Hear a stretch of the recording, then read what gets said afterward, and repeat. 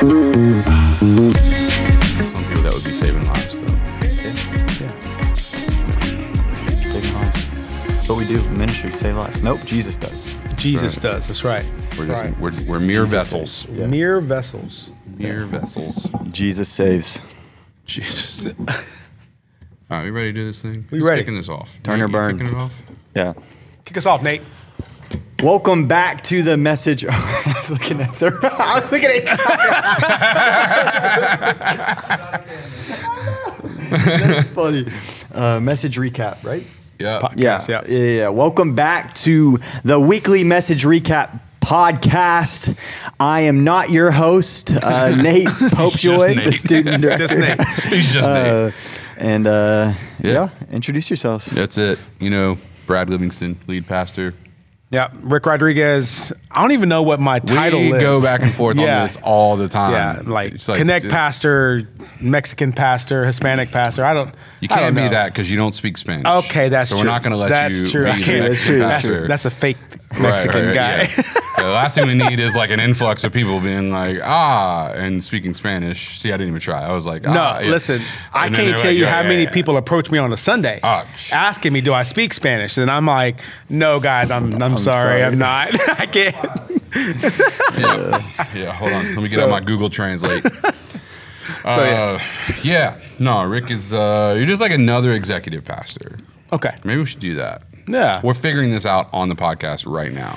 Tell us what you think it should be. Yeah, that's great. Drop it in the comments. What do you think Rick's title should be? And don't get out of pocket. I know how you guys can be out there. Yeah. So I'm don't be already like the shortest pastor, the oldest pastor, Other the than greatest hair pastor, whatever that's even a word. You're the pastor of tacos.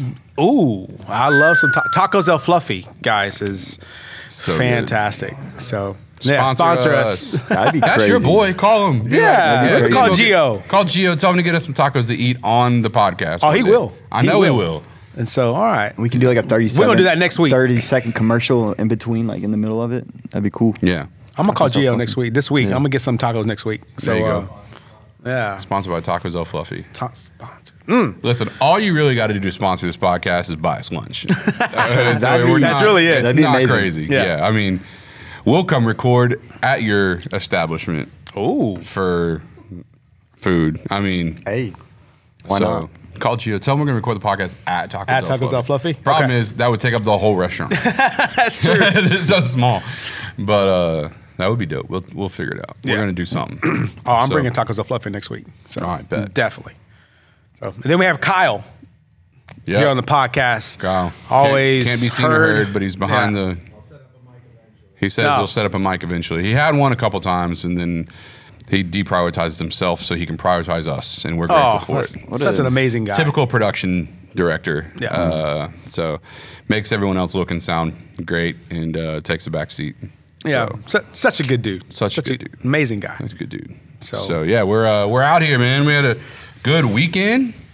Yeah, Come on. it was awesome. What did we have? Like 1,200 people on campus? Yeah, like 12:07, I think. Oh, my on campus goodness. Sunday, and yeah, wild. I think it solidified our game plan for Easter. Yeah. 4 services for Easter. 4 services. So Quattro. And what are the time frames again for our Easter 8 services? a.m., 9:30, 11, and 12:30. Woo! All right. So, yep. Let's do So it. 4 services, baby. It's gonna be 4 dope. services. It's just a trial run for the fall. That's all it really is. So, but no, it's gonna be good. And here's the deal. While we're talking about it, Easter is coming up, and we're gonna talk about last Sunday, and we're gonna talk about first Wednesday Yeah. and all that stuff. But Easter is coming up, and I want to create a challenge right now, and I'm living up to the challenge myself. Okay. I want us to have more unsaved people in the building than we've ever had. That's a good challenge. Like I want every person that calls TC home to have at least 2 people here that are not churched and not saved. You know what I mean, like a lot of times we'll bring like churched people and they Right. like just come from another church and Yeah. it's like, yeah, that's cool and all, but like The message on Easter, like the whole experience is going to be so good. Our worship team's putting some stuff together. I think it's just going to communicate such a powerful message, and I'm really excited about it. And so I got one I'm already talking to. My goal is 10 personally. So my goal is to have 10 people coming. And so not to flex on y'all, but y'all better step y'all's games up. But those out there, man, what if April's baptism was like? What if there were so many people we had to do it outside? Oh, like man. between services. Cool. Like that would be insane. You know what I mean? Yeah, absolutely.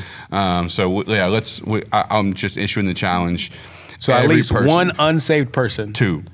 Make it two. Okay. Two. Well, Nate will be one of my unsaved people. So Nate's one of mine. He's church, but he's not saved. So doesn't even know Jesus. Doesn't even know Jesus at all. So so it's gonna be good. We're excited about Easter. It's gonna be dope. We got the Easter egg hunt coming up. Yeah. You can go to mytc.life. And you can already register. You can register to serve at the Easter egg hunt. Absolutely. So go do that. And then we've got the Easter services on that Sunday. It's going to be good too because, like we said, 4 services is coming just in general. Right. But we're going to need all 4 on Easter. Yeah, because we are just packed out between all 3 services, especially this last Sunday. And then walking through the lobby in itself is just almost like mad chaos. But the energy is so high, you don't even feel like you're that clustered. Like you don't even feel like it's that crowded because people are laughing, cutting up, giving high fives, smiling, hugging each other. And so it feels like, literally, it feels like the lobby before a concert vibe. Yeah. It's just like electric, like anticipatory. And then you're seeing family and friends, and it's such a great environment that it's a culture that we worked hard to build, we work hard to protect, and we love it. I mean, I love our church, So when people come to it, they're like, "What is going on here?" I'm like, "This is us. This is who normal. we are. This is what we do." So I was going in between services between 8:30 and 10. And there was a line of people waiting to get into the auditorium because people were coming out. So really? I just made the joke, and I was like, "It feels like all of us trying to get on a ride at Disneyland." And everybody like, "That's what it feels like. And it's the same thing." And I was like, "Oh my God, I was just kidding." But okay, let's go for it. So it is super cool, man. The message went a little long on Sunday. I knew it was, but and the message didn't go super long, but it was like the prayer part. Like there was a little more to it. But I appreciate my wife, which is always super dope, and it was great. But it was so it made it even more claustrophobic because we didn't have 25 minutes or 20 minutes between services. We had like 10 to 12, and that just kind of made it worse. I told Crystal ahead of time, I was like, just so you know, it's probably going to be a little crazy today. She was like, "I'm going home early," so I was like, "Oh, okay." But it was a good time.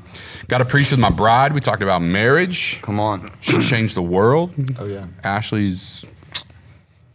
I can't believe she doesn't want to do it more than once a year. Because she does phenomenal. I know, and I tell her that every time, and she does not believe. It's really. I don't think that she doesn't think she has something to offer. She's just so uncomfortable being in the spotlight and on the stage. And she's like, "I hate it." I think she probably asked me like 5 times. She's like, "Can I bow out? Like, do we have to do it?" And I'm like, "We don't have to do anything, but you should do it. Like, you have so much to say." And case in point on Sunday.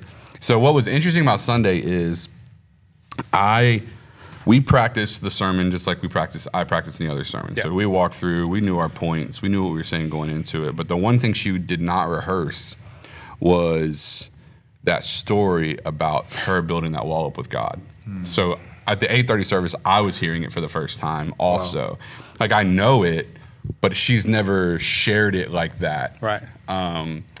Ever. I mean, me and her have never even had the conversation fully. Like, so we've experienced different parts of that conversation over time, but that's the first time she's ever sat down and just said it. Yeah. And when we planned it, I told her, I was like, "You're gonna change lives when you say this, because there are so many people that think they're alone or think that like I should be more spiritual, or if I'm thinking this way, then God's mad at me, or my faith isn't enough, or whatever, like whatever hogwash we were raised on, like the name it and claim it gospel or whatever." So, so anyways, I told her ahead of time. I was like, when you share, I just knew like walls are going to come down. People are going to be impacted in a way that none of my sermons have ever impacted them.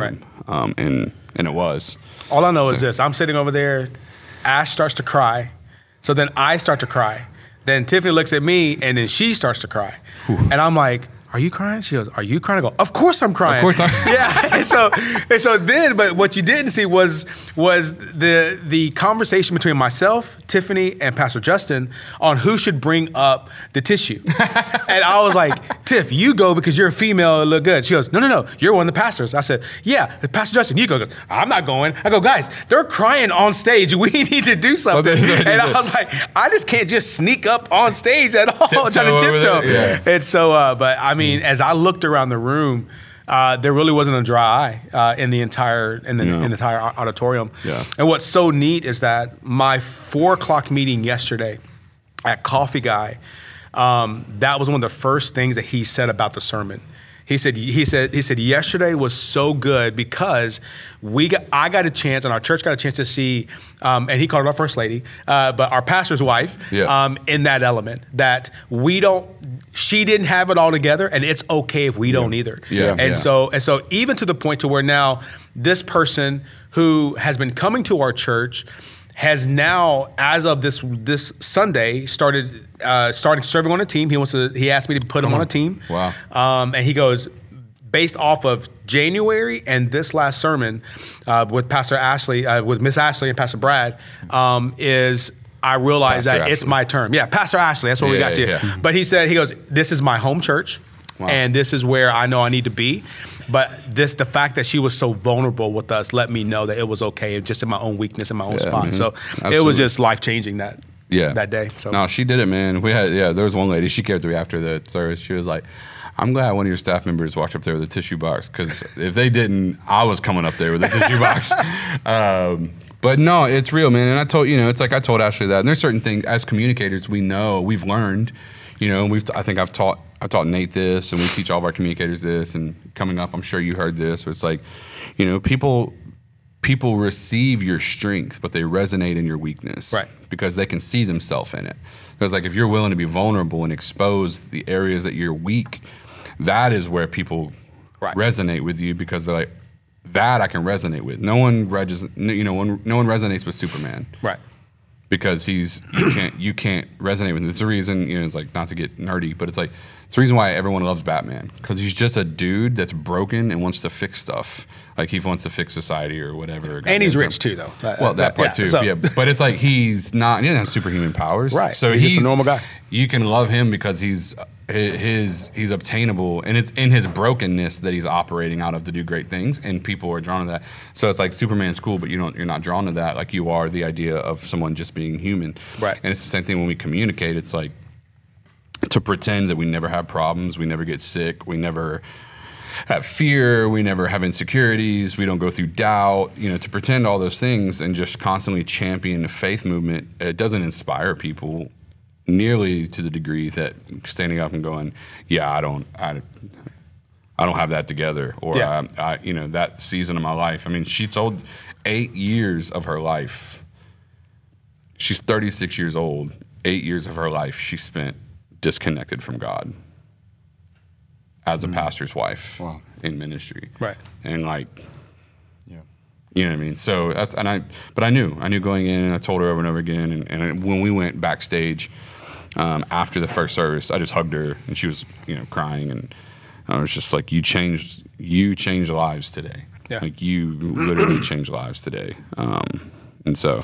And she was like, "You think people are going to see me differently?" And I was like, "Absolutely." I was like, "But not the way you think." Right. Like, "Are they going to see me as a bad pastor?" I was like, "No, they're going to see you differently, but it's not going to be that way. It's going to be, this woman is amazing, and I want that kind of faith, and I want that, So. And it was almost like, as she started telling her story and where she's been, it was almost like you can just sense this breath of exhale, like it's okay. Like, it is okay for me to feel the way that I felt sometimes. Yeah. It is okay that I have struggled with my faith. It is okay that that I have struggled with God at times, you know? And so it was just almost her speaking, and I told her later on that day, I shot her a text, and I just thanked her for her vulnerability. And I reminded her of a statement that I tried to live by, was that your battlefield will become somebody else's victory field. And I said, the things that you express today, your battlefield, there's gonna be people in our auditorium that are gonna find victory because of your battlefield. And so I just wanna thank you for that.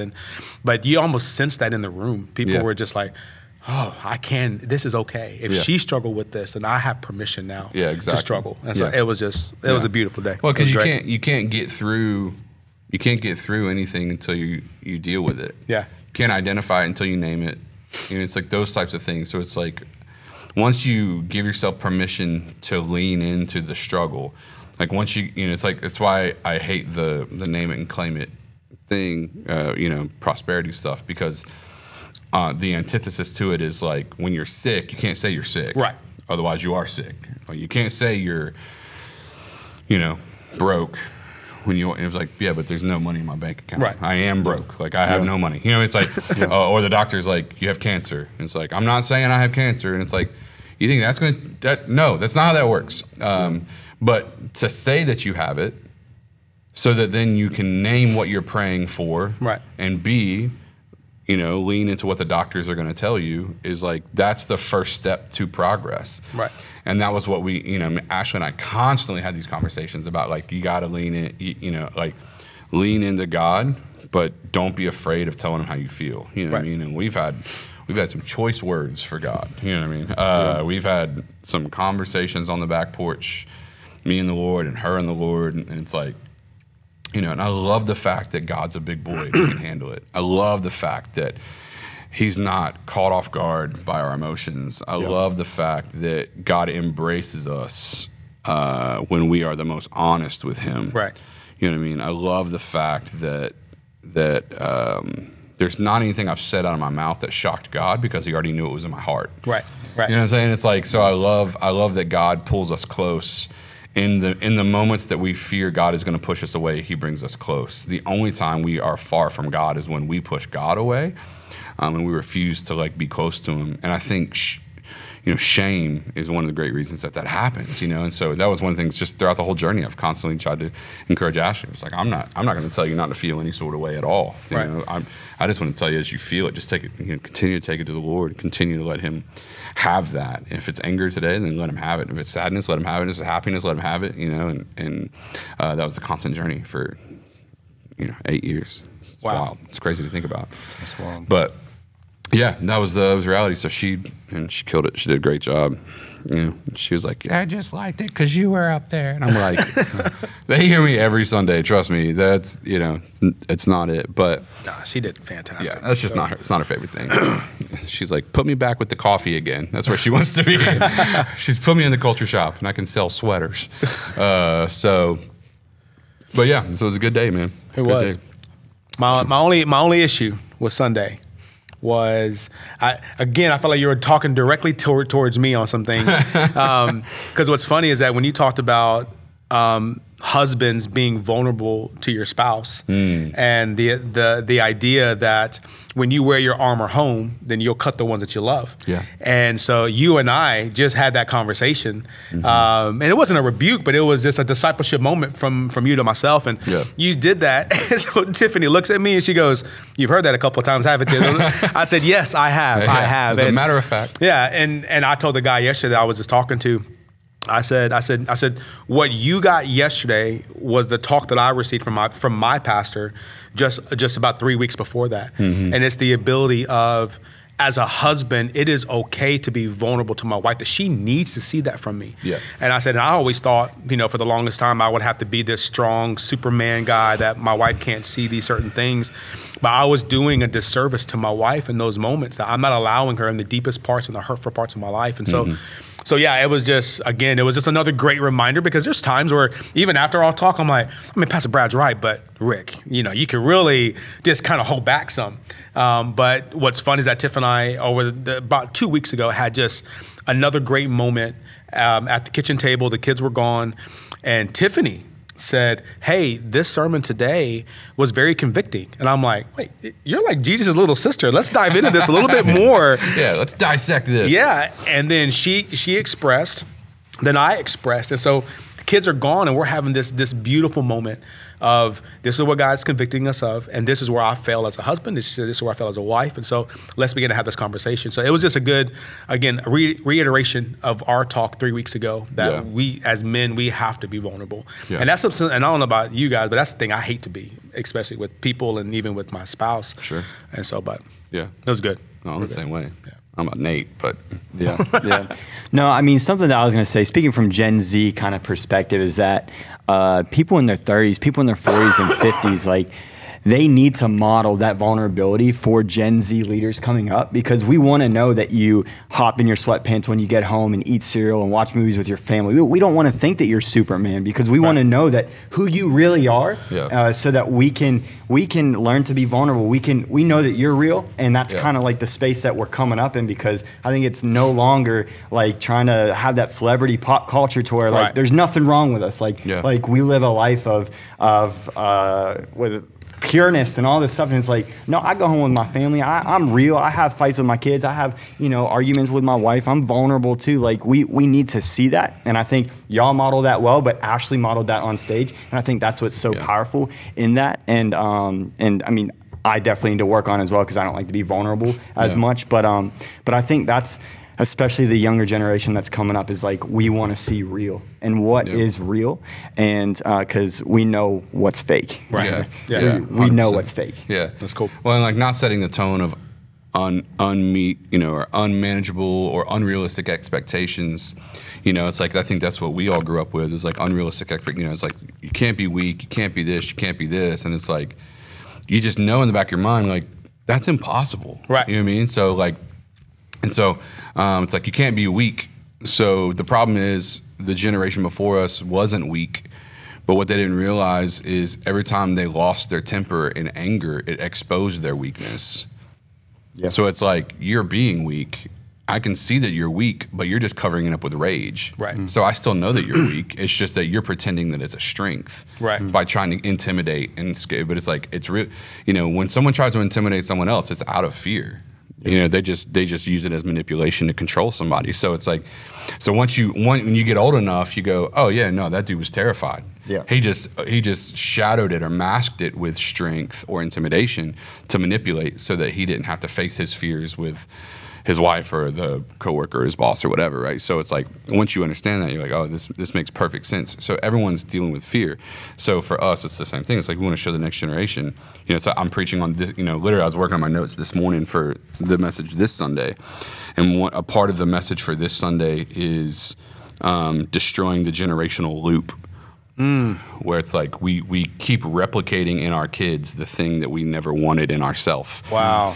And so like, that's part of what we're dealing with on Sunday. And part of it is that, where it's like, we have to create space to make the changes that our parents weren't willing to make, so that our kids don't become the broken versions of us, right? And so that's coming this Sunday. So it's going to be a good time. Ooh, that's going to be good. But yeah, so yeah, but as a reality, and you're right. The young people need to see it. That's what I love. It's like, I love the guys in our church. The Leonards and the Mark Scanlons and Pastor Dan, and like these guys that are just that are older than us, a generation before us or two, and they're so honest and vulnerable with their emotions. Oh, yeah. You know what I mean? Oh, like, Leonard comes up to me every Sunday, tears in his eyes, and he's just like, thanking me, and we're talking about the sermon, and we talk about life change, and it's like, it's like, dude, that is a beautiful, like, he's strong. He prays for his wife. He leads other men. He makes disciples. He serves. He gives.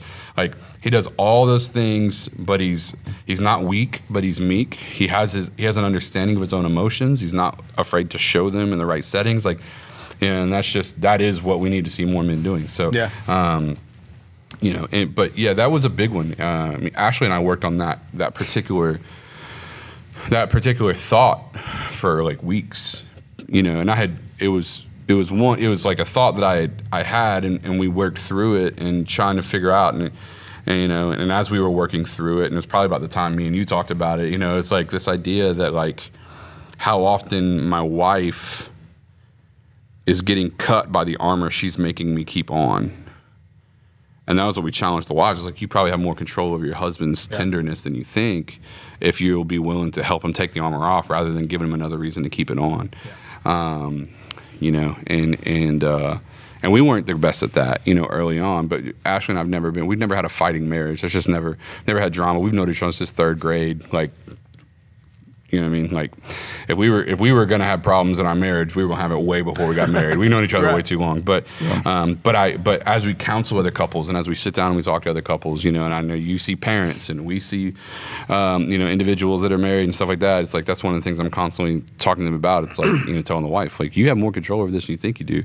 So the men, you have to be vulnerable, but ladies, you have to cultivate an environment of vulnerability, you know, and you can actually experience his tenderness if you'll cultivate an environment of vulnerability where he feels comfortable doing that. But, you know, like, somebody has to go first. Yeah. You know, so a lot of times I think couples are just looking at each other like, who's gonna be the first one to go, you know? But yeah.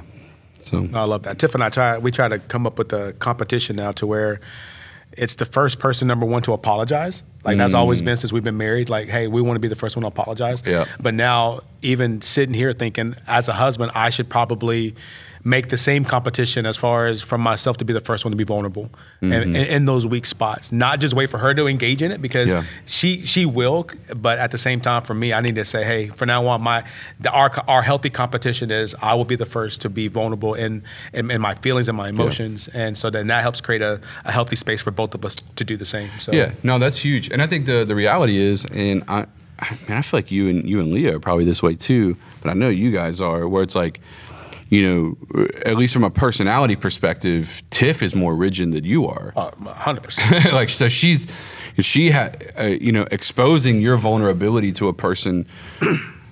The way I would communicate it is, from the outside looking in, if you didn't know Tiff, you would think that she feels less than you do. Yeah. You know what I mean? Just because that's not her demeanor constantly, is to show her feelings or to, you know, be empathetic in that way. So, and I know there's a lot of other wives that are out there that are like that, you know, that could be listening or watching right now, and it's the same thing. But, and I don't know, would you say you're more the feeler than Leah? Or no, she is? Okay, cool. Yeah. Nate doesn't have emotions. So hey, I play golf with Nate. He's got emotions.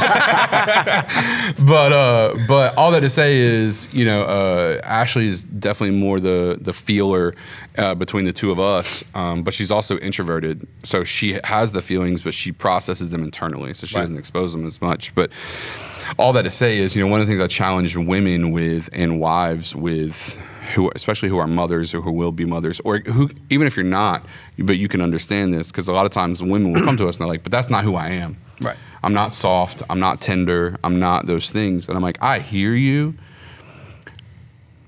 but it's in you because God made you. Right.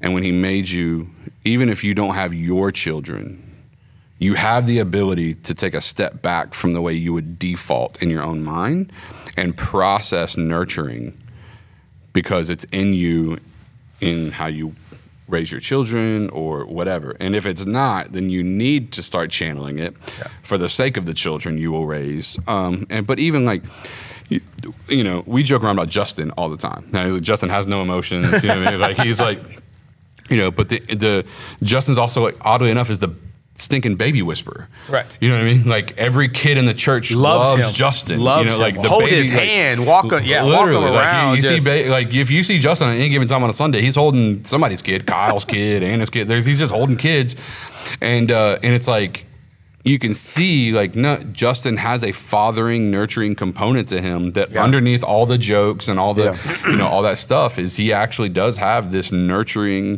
fatherhood component to him that that God has put in him. And it's the same way for the women who may be more, you know, analytical than emotional or whatever, all those things. Yeah. So you have it in you. You do have to just channel. You'd have to be intentional. And so you have it in you for your kids, your nieces and nephews, or your whatever.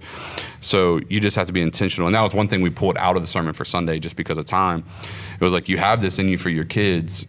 And it's a shame that so many husbands have to watch their wives be great mothers but terrible wives, because they'll be for their kids what they won't be for their husbands. Right. And it's like, that is a travesty when how you love your husband should be the example to your kids of what they should be looking for in their marriage. Right. So, but anyways, that's a different day. That'll be a different day. So yeah. So other than that, so Sunday was good. This coming up Sunday is the last week of Sushi, Sex, and Subtitles. Ooh, Man, round 6 next year. Gotta be. yeah. What do we do? I think we're gonna have to start calling it like just naming it after the year. You know what I mean? Like we're gonna be around 37 or something. So like, yeah. So we'll see. But yeah, no. I mean, there will be a relationship series. Every time I go to change it, John's like, "Don't change it," and I'm like, "All right." And then we'll tell someone else like, "I'm thinking about changing it." They're like, "No." But I think it gets the most views on YouTube as well. It's a pretty what's the word I'm looking? Provocative. Yeah. Title. So naturally, I think people are drawn to it. So look, the week that I had the flu and I had to stay at home, Will and I watched online, and it was the sex talk, right? The topic.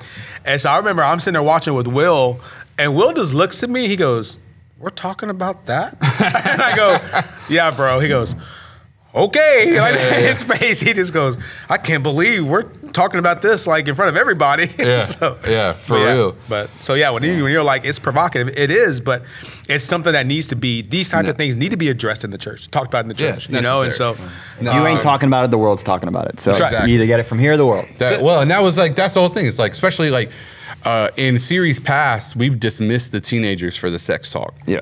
Like we had them go with the students, and student ministry was ready, and they facilitated them in a lobby or something. I think we're at AMC, so they were like in a different theater. But now as I was looking at it, A, we didn't get like crazy. We weren't talking about. Yeah.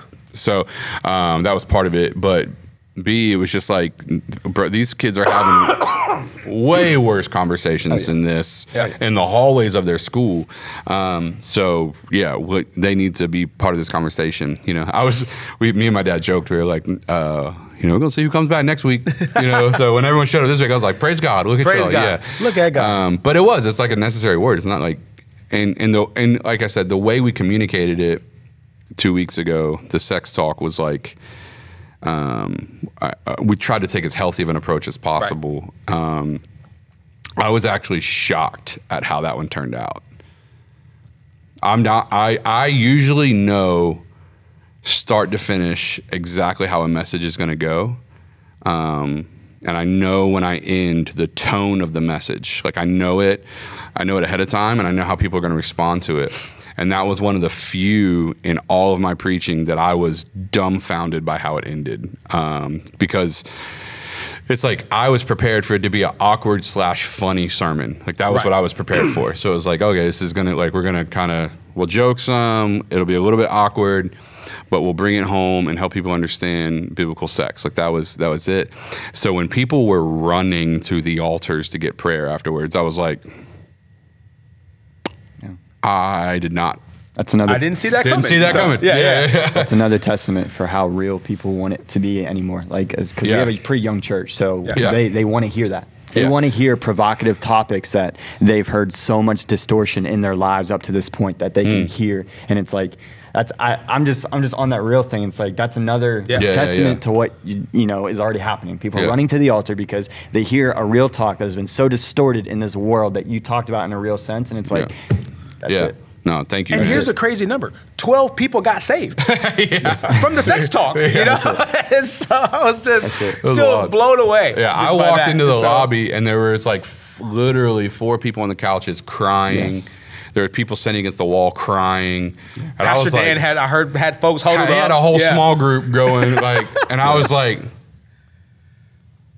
at one point I looked over and I was like, are they crying from the sermon? They're like, oh yeah, they came out right at the end, bawling their eyes out, and I was like, okay, I just didn't see that coming, Right. So, but no, man, it was good. And then this past Sunday was great, and so excited for this next one. This one is this next sermon for Sunday is kind of setting the tone for the future. It's like changing the generational legacy is what we're calling it. Yeah. But it's gonna be good. I'm excited. Man, I'm excited. I'm pumped for that. Yeah. So, but we got some other stuff popping around here too.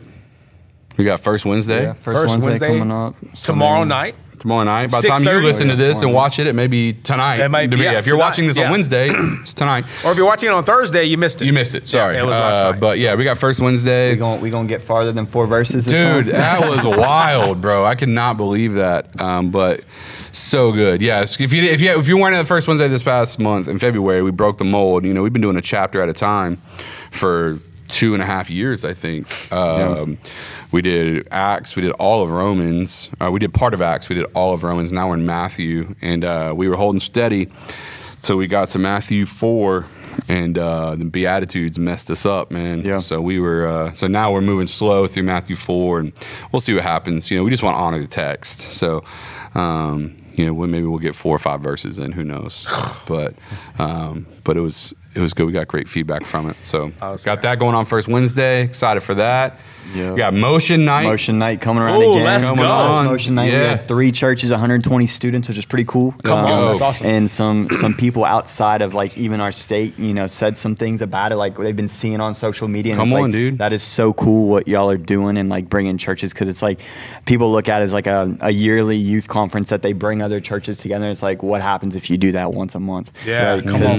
We live in the same area, experience the same thing. So why not do it once a month? And the fact that we have that you said yes, and now we have the ability to kind of put that on for churches that might not have that, and equip them the rest of the month on what they might not have, because not everybody has the luxury to have a full-time student director or youth pastor or whatever. So we're just graced with the ability to do that. So how can we equip them? And it's just been so cool seeing the fruit from that. And we did it one time, so it's only the beginning of what God's So this will be our second one. But and shout out to you, Nate. Yeah, absolutely.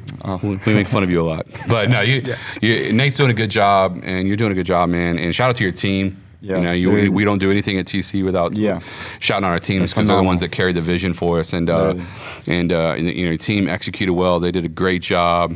Super excited for how that's going. And you're right. I think I love your heart, and I love the heart of our team and our staff. It's not only do we want to take on the resources and the energy and the time and the effort for this event, because we believe in the next generation, or what I would say this generation. Not only is that important to us, but you're also resourcing other churches who don't have full-time youth pastors, don't have full-time student directors, with curriculum that they can use. So it's you're resourcing other churches outside of just that event, so that they can be making disciples and carrying that culture. And that's just super strong, man. So I'm proud of you. So, and for me, cool. That's my favorite thing outside of the whole thing that you put on. I love the idea of Motion Night, and I love the energy, because you just bring it. You bring the energy. You are the TC culture around here, right? So, and I love all that, and I love the excitement. But for me, being out of, and I would say the same thing for you, coming out of being youth pastors, you resourcing other youth pastors, because now we're saying this isn't just all about TC. Come to us. We want to take kids, and we want to take people from other churches. That's not it. Yeah. No, we want to resource people. We want to resource you to be the best leader that you can be. So if you're doing this and you work full time, then we want to be able to resource you so that you can still make disciples. Yeah. And out of the whole thing that you do for Motion Night, that's really my favorite thing about it. I love it. That's so good. It's great. So good. So it's coming up. That's on March 13th. March 13th. Let's go. I'm excited for it. Let's go. It's gonna be awesome, man. Yeah. So, and then we'll jump into we got a kind of a little mini series coming on Sundays after that, which will be just prepping for Easter. Okay. So gonna be dope, and just some cool things happen. I'll be preaching at a what church am I at? Oh yeah, I saw that. Hope? No, that's terrible. New Missionary Baptist. I think it's New Testament Fellowship. New Testament Fellowship. No, it's not New Testament Fellowship. It's hold on, I got it. It's right here. Stay calm. Carry on the conversation. Carry on. I'll be right back. I put it in my calendar. I'm excited for it. So. Oh really? Are you gonna go? I'm gonna try to. Can we go? Yeah. It's open invitation. Yeah, absolutely. I see how many people shared it from TC, and it's Friendship Missionary. Dear God, I can't. I knew the word missionary was in it. There it is. Yeah. Friendship Missionary Baptist Church. Yeah. I can say this. A, because it's my podcast, and B, because everybody knows how I am. I'm the only white dude preaching that Sunday. Let's go. That service. So let's go. And so Pastor Timothy May called me and invited me to be one of the 7 speakers. Each pastor has 11 minutes, and it's the 7 sayings of Christ before he died. So I have one of them, and there'll be 7 of us. So it's gonna be a great time. I'm excited for it. Here's a question: Can you keep to 11 minutes? I can promise you this. Shots fired. I will. We made a bet. I'm gonna end on time at least one service this Sunday. Yeah. And if he doesn't, he has to buy the whole staff ice cream. That's right. That's right. So that's happening. So we're getting better. Yeah, we'll see. We're getting. It might better. happen. We don't know yet. B, B. The other thing I would say is, I'm probably the only pastor preaching at that service that is used to even preaching with a clock. Oh, that's fair. That's fair. I think we're the only multi-service, you know what I mean, culture like that. So it's like, if anyone's going to be flying over, it's probably not going to be me, but we'll see what happens. But no, I think it's going to be a good time. Unfortunately, we kind of stacked some events for that day because Pastor Nan has the Israel thing, the Israel initiative here at TC while I'm doing that. So we made, there may be some pivots going on with that as far as the Israel initiative. I don't know. We'll leave that up to him, but yeah, so it's been good. Speaking of, if you haven't, I know for sure at least there's at least one more, which is March 10th, the Israel Initiative on March 10th here at TC. If you want to just know more about Israel and the Middle East conflict, the one from this past Sunday, March 3rd, was phenomenal. We have not decided if we're going to release the audio and video yet to the public. But it's such a good teaching because I think Christians need to know what's going on in the Middle East, and they need to know what the ramifications of what's happening in the United States are to the Middle East. So come March 10th, 6 o'clock p.m., Sunday, 6 o'clock p.m. 6 or 6:30? 6. Okay. In the auditorium at TC if you want to check out more of what's going on and know more about Israel. So that's it, man. That's awesome. All we got. So Easter's coming. All attention on Easter. Teams are getting ready. Kyle and Chris and their teams can be tearing the auditorium apart in the next few weeks. New stage set up. So people don't realize they change that thing 3 times a year. So they change it for Easter, change it for Reframe, and change it for Christmas. Takes a lot of work to do that too. So yeah. So but we're blessed. You get blessed with a good team. Kyle and his team, they're all studs. And shout out to Chris Carty, the coach of the production team, and Kyle's right hand man. They're awesome. I think phenomenal. Chris Carty lives up here. He's probably here right now. He's probably in a hammock, hanging somewhere in a closet. But yeah, so it's good, man. Other than that, we're rocking. It's amazing. Yeah. So, Nate, playing golf tomorrow? I am. It should be nice. Are you playing? I am. Oh, okay. I'll be there. Yeah. Are you playing? I have a meeting tomorrow morning. Let me tell you my dilemma. I know. Let me tell you what's happened. Okay. Rick's like, I got to work tomorrow. Yeah, I got to work tomorrow while these 2 scrubs, get to go play golf. So no. So we went on our staff retreat, right? And it was amazing. I loved getting the chance to hang out with everybody, stuff like that. My only issue was 2 things happened. Number one, I came back, I got deathly sick. I got freaking flu. Yeah.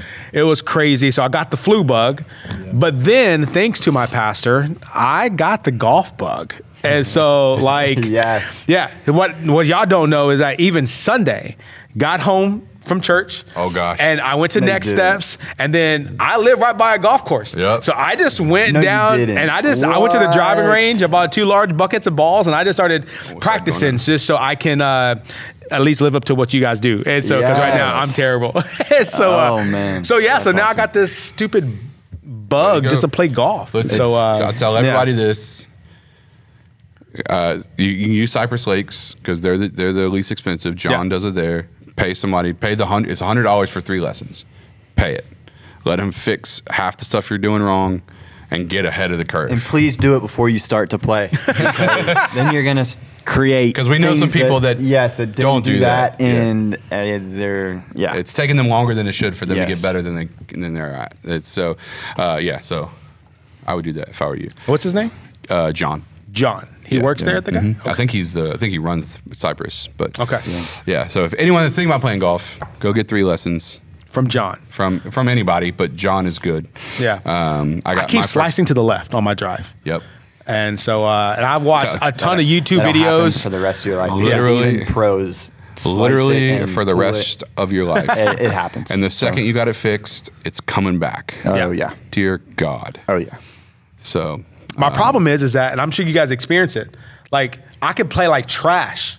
If I play 9 holes, The first 7 play like trash. And then the last 2 holes are absolutely amazing. Yep. And I'm doing great shots. I'm like, I could go pro, like a Mexican Tiger Woods. I don't know. And so, and then El Tigre Woods. But then and then I go back and play again and I'm trash all over again. And I'm just like, I hate this game. No, but then I love this game. So, I think that's the devil at work. Yeah. So he lets you be good for the last 2 holes so that you trick yourself into coming back and hating yourself for 7 more holes. Yeah. That's probably it.